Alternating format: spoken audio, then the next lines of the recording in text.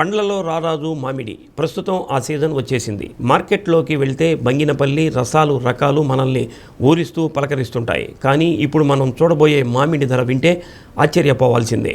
1 kilo ధరతో ఏకంగా 2 సవర్ల బంగారంతో సమానం. జపాన్ దేశపు సూర్యుడి గుడ్డుగా పిలిచే ఆ మియాజాకి మామిడి ఇప్పుడు మన నేల మీద పండుతుంది. ఆంధ్రుల నోరూరించే రసాల రాజసం ముందు ఇది కూడా ఓ ప్రత్యేక ఆకర్షణగా కనిపిస్తుంది.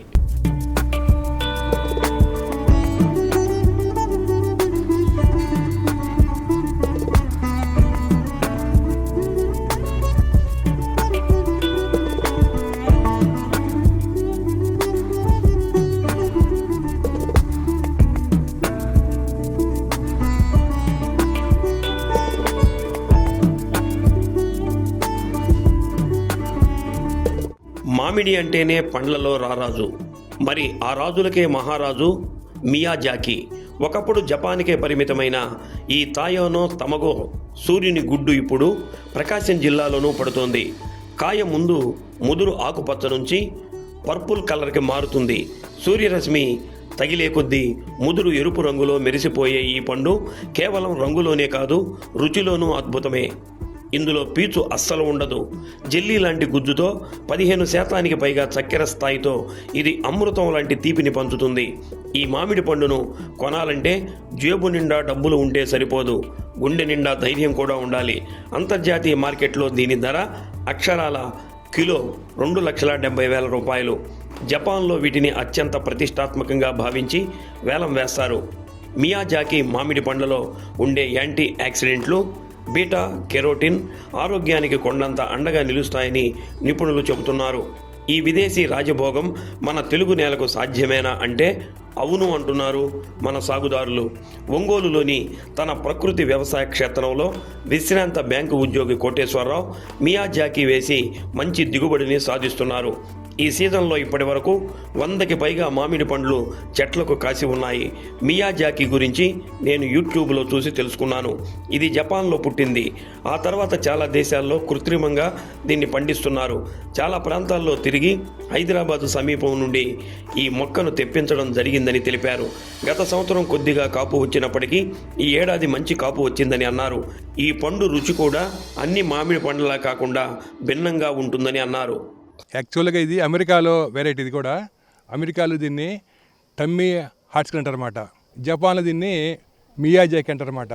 జపాన్లో వచ్చి యాక్చువల్గా అక్కడ మామిడి పండ్లు పండవాడ ప్రత్యేకమైన దానికి వాతావరణం కల్పించే వాళ్ళు దానికి బలమైన పోషకాలు ఇచ్చి పండిస్తారన్నమాట. వాళ్ళు మొక్కలు ఇట్లా మన భూమి లేకుండా వాళ్ళు మన గ్రో బ్యాగ్స్లో పెడతారు. పెట్టి మొక్కకి ఇన్ని కాయలు ఉంచరు వాళ్ళు. మొక్కకి వాళ్ళు 4-5 కాయలు మొత్తం ఉంచుతారు. ఉంచి వాటికి ఎండ తగిలిస్తారు. బాగా ఎండ తగిలినప్పుడు ఫస్ట్ కాయ ఈ విధంగా గ్రీను వైలెట్లో వస్తుంది. పండే కొంది కాయ ఎర్రగా వస్తుంది బాగా. మేము కాయ సేఫ్టీ కోసం మేము కవర్లు కట్టాము. ఈ విధంగా కవర్ కట్టినప్పుడు ఈ ఎల్లోయిష్గా కొంచెం ఎర్రగా వస్తున్నాయి. ఇప్పుడు మేము వాటి కవర్లు తీసేసాము. అవి కూడా ఇప్పుడు ఎండ తగిలితే రెడ్డిష్గా వస్తాయి. ఫస్ట్లో మేము చూసి ఈ మొక్కల కోసం మేము 1 year ట్రై చేసాం. హైదరాబాద్లో అతను మనకు ఒక ప్రొడ్యూసర్ అన్నమాట. ఈ మొక్కలు ఎఫ్ఆర్సీకి వెళ్ళి మేము తిరిగి వస్తూ ఉంటే దారిలో పెద్ద ఫ్లెక్సీ కనబడింది, బోర్డు ఒకటి. దాంట్లో ఈయన పేరు ఉందన్నమాట, జలాలుద్దీన్ మ్యాంగోస్ అని చెప్పి. మేము ఫోన్ చేసి కనుక్కుంటే కరెక్ట్గా మాకు కావాల్సిన పర్సన్ అతను. మేము అతని తోటకు పోయి 5 మొక్కలు కొన్నామండి. ఇది మొక్క వచ్చి 1,500 రూపీస్ అప్పట్లో, 4 years బ్యాక్. ఇప్పుడు అన్ని తోటల్లో ఉండయి, అన్ని చోట్ల ఉండయి. ఇప్పుడు మొక్క 400-500 వస్తుంది ఇప్పుడు. ఇవి కాయలు అంత తీపిగా ఉండదు. ఇది మనకు మీడియంగా ఉంటుంది. దీంట్లో మెడికల్ వాల్యూస్ ఉంటాయి. షుగర్ పేషెంట్లు కూడా ఈ కాయలు తినచ్చండి. దానివల్ల వాళ్ళకి ఎటువంటి ఇబ్బంది ఏమి ఉండదు.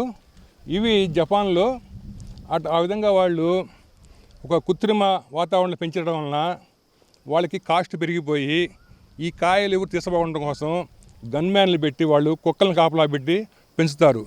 పెంచి కాయ తయారైన తర్వాత వాళ్ళు వేలం వేస్తారు. వేలంలో ఇది 2,70,000 నుంచి 3-3.5 లక్షల వరకు వేలంలో 10 కిలో కాయలు. మళ్ళాగా డజన్లు కొనరు వాళ్ళు. మళ్ళాగా వాళ్ళు డజన్లు కూడా వాళ్ళు తినరు. మనిషి వాళ్ళు చిన్న మొక్కలు 2 మొక్కలు తింటారన్నమాట గొప్పగా. అది ఈ మియాజాకి గురించి. ఈ సాగు సామాన్యమైనది కాదు. జపాన్లో ఒక్కొక్క పండుకు ప్రత్యేకమైన రక్షణ వలయం కడతారు. పండు సహజంగా పక్వానికి వచ్చి ఆ నెట్లో పడినప్పుడే దానిని సేకరిస్తారు. మన దేశంలో ఈ పంటను కాపాడేందుకు జబల్పూర్లో రైతులు సెక్యూరిటీ గార్డులను, కుక్కలను కాపలా పెట్టారంటే దీని క్రేజ్ అర్థం చేసుకోవచ్చు. పార్వతీపురం మన్యంలో ఒక రైతు ప్రయోగాత్మకంగా ఈ సాగును చేసి విజయం సాధించారు. ఒక్కొక్క పండును సుమారు 10,000 రూపాయలకు విక్రయించారు. తిరుపతి, కడప ప్రాంతాల్లోని ఔత్సాహిక రైతులు కూడా ఈ మొక్కలను నాటి మన వేడి వాతావరణంలోనూ వీటిని పండించేందుకు సిద్ధమవుతున్నారు. కాసుల వర్షం కురిపించే ఈ మియాజాకి మామిడి సాగు భవిష్యత్తులో మరికొంతమంది రైతులకు ఆదర్శంగా నిలుస్తుందని ఆశిద్దాం.